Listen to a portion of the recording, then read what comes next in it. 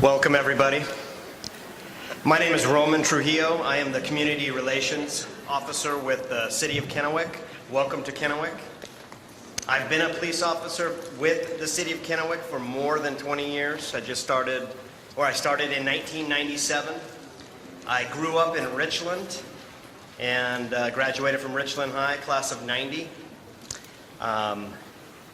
As part of my duties as the Community Relations Officer, I am responsible for verifying the location or the residence of all of the sex offenders within the city limits.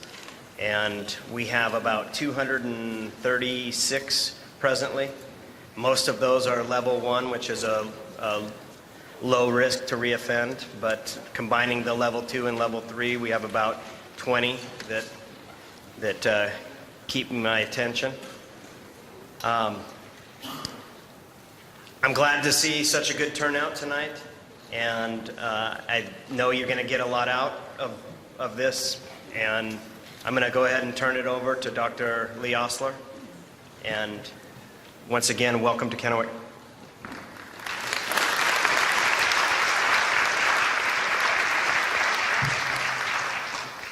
As we begin, just a couple of housekeeping items here. If you could take a moment to silence your phones.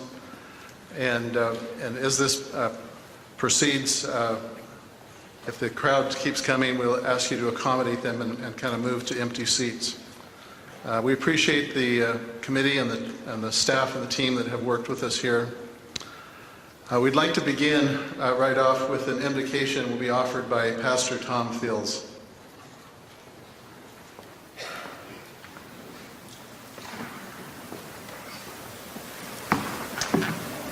Just again, thank you for being here, and we really appreciate all the effort and time that different individuals have come together and put this together. And we know that you might be here tonight and you might not be into prayer, you might not believe in it. That's okay. We have you covered.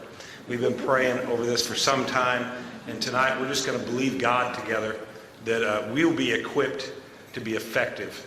And so, Father, tonight we just thank you for this opportunity to join together as friends, family, neighbors, and Father, to open our hearts so that you could do a work in us, through us, for us, amongst us, and by us. And we especially lift up the officers that serve our community so well, and those that are putting themselves at risk for us.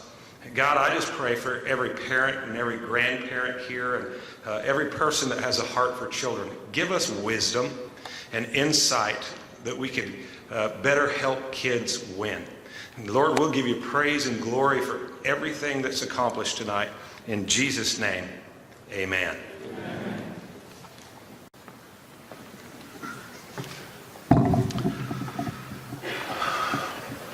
Again, we'd like to welcome you and thank the Safeguard Alliance Committee for all of the work that they've done. You'll notice in the program that their names are listed there. We'd also like to thank the nonprofit agencies and the exhibitors in the hall. They will be there after, and I'm sure with a keener appreciation of their role at the end that you'll want to stop and take a few minutes to become better acquainted with them.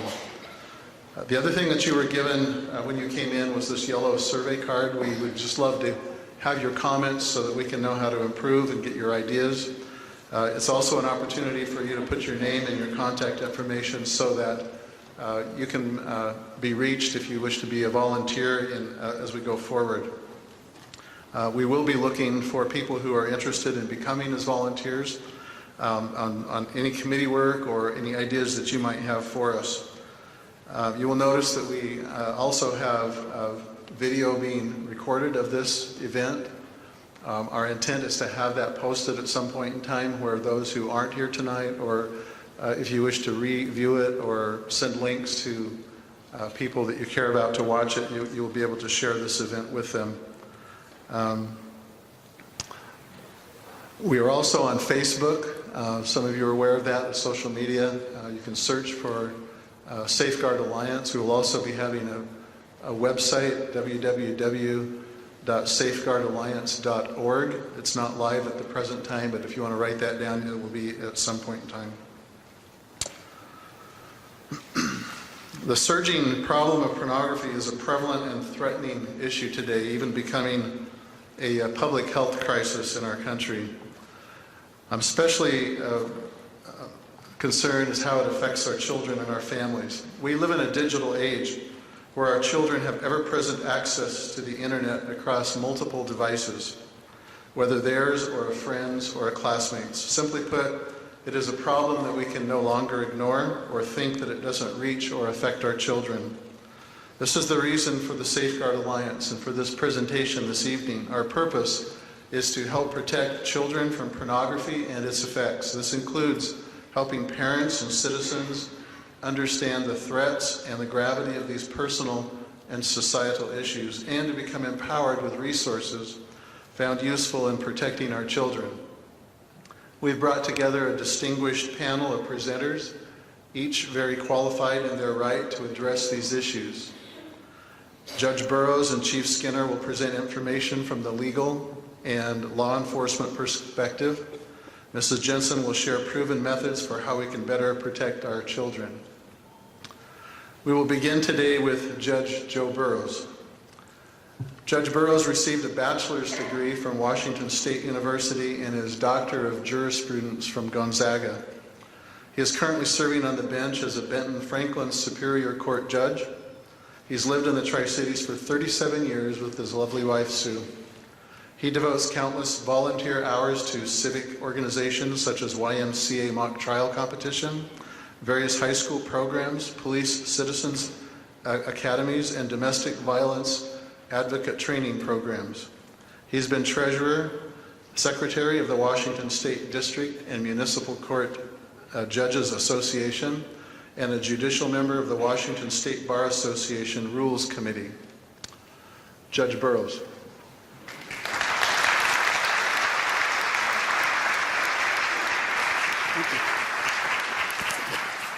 Well, hopefully this is on. It is on, because I'm a walker. Well, good evening. First of all, I want to thank you for all coming out today to listen to this very important topic.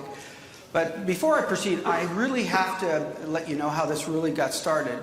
My good friend, Dr. Osler, and I, a couple months ago, when I was getting my teeth cleaned, and I've known Dr. Osler about 20-some years. And this particular day, I had been up all night with search warrants, and particularly one search warrant had some disturbing information that I had to listen to and review. And I usually get my teeth cleaned early in the morning, and Dr. Osler said, well, how you doing, Joe? And I said, well, I'm pretty tired. And I had to review some very difficult and disturbing information last night regarding a search warrant. And from this conversation, I thought it would just be, how you doing? But Dr. Osler, I got to tell you, this really was just an innocent conversation that led to this night tonight. I have to thank him and all the church community and all the community leaders that really brought this, and volunteers who brought this together tonight for a very important purpose. I also have to thank my friend and colleagues, my speakers, Chief Skinner and Ms. Jensen, who've volunteered their time to speak tonight. And I will say thank you again for coming. This topic, when you think about it, is very difficult for me to talk about. I'm not one to talk about this topic, much less you as parents to your children, and how you bridge that discussion. And hopefully tonight, the folks that are speaking tonight will help you kind of get a better sense of how to approach it and some things you could do if you do experience it. So I want to just give you a brief outline of why I'm here and what we're going to talk about tonight. I'm going to discuss general overview about some of the cases that I hear in Superior Court involving children and pornography. I'm going to identify some specific examples that I've experienced in my judicial experience where this has come into play, and provide some really personal and difficult examples to you, what I've experienced in my life regarding this topic, and then identify some methods that I've seen that might be helpful to all of you. Dr. Osler talked a little bit, who I am and what I'm about, but this community is really important to me. Protecting kids are really important to me, and community service is important. I wouldn't be here unless I really was devoted to our community, our home, because it has given me an unbelievable opportunity to excel to my career as a judge here in Benton and Franklin County. So it's important to me to come here and talk to you about that, even though it is a very difficult subject for me personally and professionally, but I wanted to do this. Cases that are typically involved in Superior Court are listed here in the Juvenile Justice Center, where it may be prevalent, specifically in dependencies actions, where the parents are have deficiencies regarding their parenting ability, some guardianships, at-risk youth that might be experiencing some child abuse or some other issues that may be involved in pornography, at-risk children, truancy. Truancy is probably one of the indicators that you might experience where this might come into play because they're not going to school or have other issues that are tied to this subject. And then termination of parental rights. This is a challenging issue where one parent or both parents are just not able to parent a child in a meaningful and healthy way. Other cases where I see this primarily, and it is somewhat disturbing to me that I've been on the bench now for about a year and 4 months in Superior Court, in dissolution actions or divorce or custody issues. I cannot tell you the amount of material that I have to review and allegations of abuse right here in our community in these types of cases. It is troubling to the extent that I have to review this information and make a decision regarding custody, where this child may or may not go. It usually comes in the form of a CPS report, and these reports are, as I have indicated, are just utterly sad and disturbing for me to read, much less listen to this minor child and that experiences they're going through with respect to why this agency has been involved. Protection orders are a unique issue where one person may have need to be protected from an abuser or some type of behavior that needs to be stopped.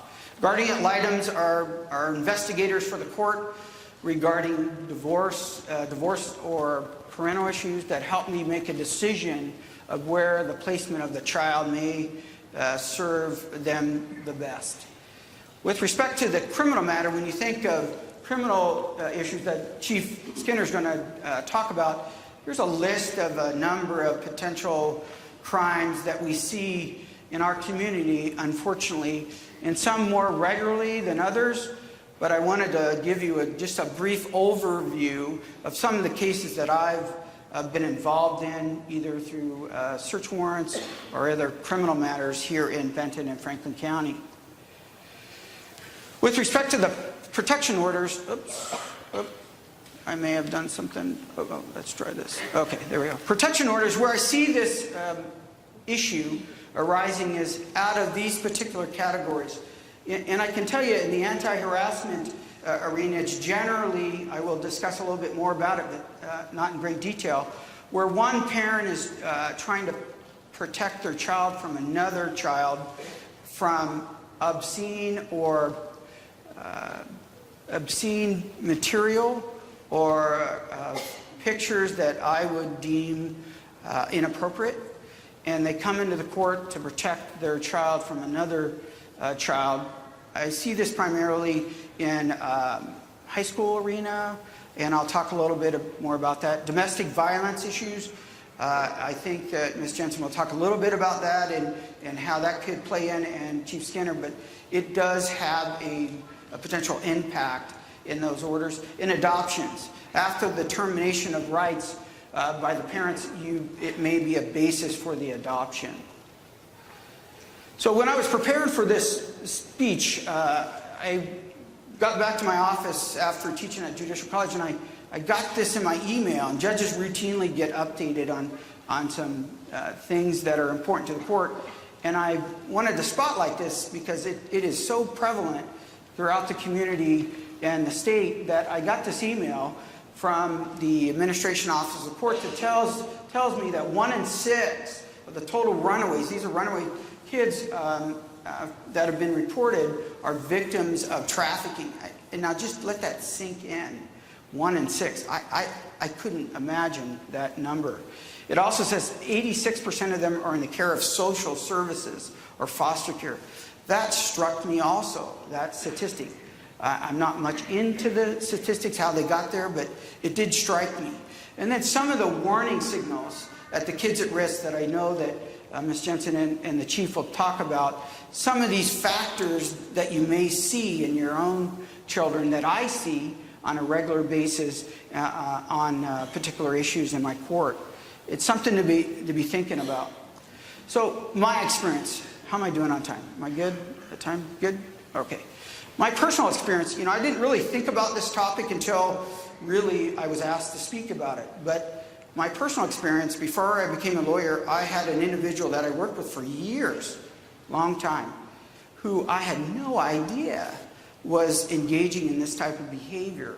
And actually, when he was charged and convicted, he probably would have been the last person I would have thought would be, one, committing child abuse, and two, having I want to say a library of pornography and videos.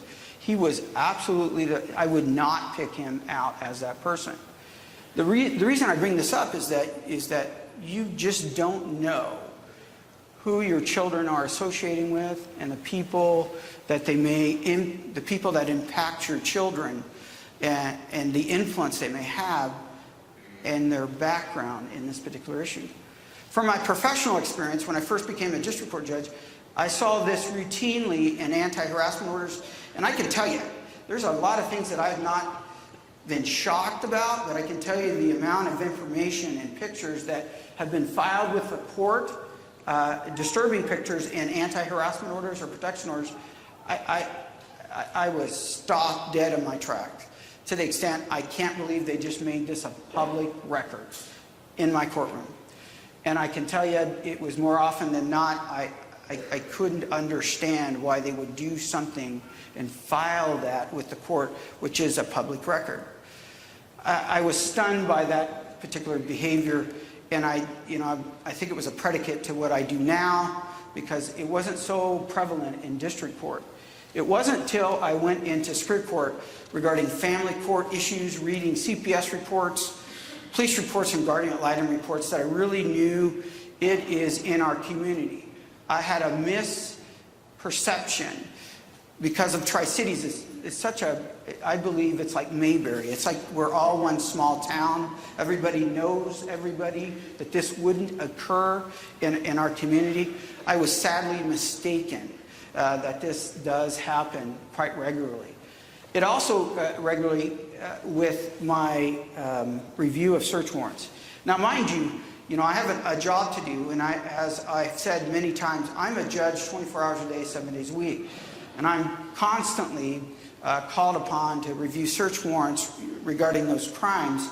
And I can tell you a number of times, there are a couple cases that I will never forget.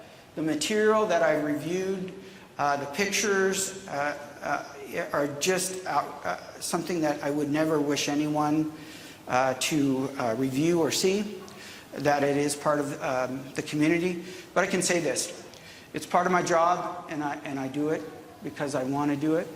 I'd like to say that the officers that do it, I got to tell you, officers, prosecutors, defense attorneys, domestic violence advocates, child protection, they are a special breed. I commend them for their daily interaction with this subject matter.